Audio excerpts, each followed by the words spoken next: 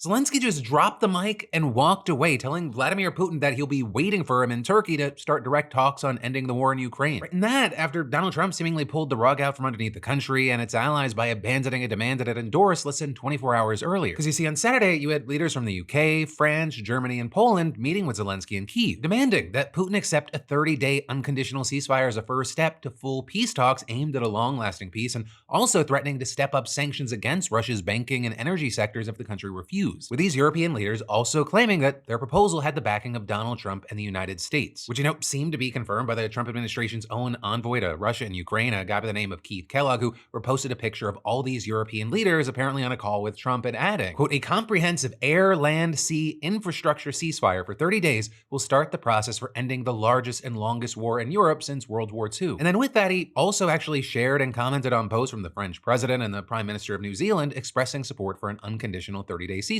But then, less than 24 hours later, you had Trump instead backing Putin's counterproposal, which was to start direct talks in Istanbul next week without any ceasefire in place. With Trump writing, President Putin of Russia doesn't want to have a ceasefire agreement with Ukraine, but rather wants to meet on Thursday in Turkey to negotiate a possible end to the bloodbath. Ukraine should agree to this immediately. Which, of course, you had Kellogg then sharing and claiming President Trump has been consistently clear the killing needs to stop now. But then with all that, you had Zelensky quickly responding and reiterating his call for a ceasefire, but then also adding, "I will be waiting for Putin in Turkey on Thursday. Personally, I hope that this time the Russians will not look for excuses." And so now, with all that, given the doubts about how serious Russia is about making a deal, you have some wondering if Putin will actually follow it through and have described this whole situation as Zelensky calling his bluff. But ultimately, we're gonna have to wait to see how this plays out.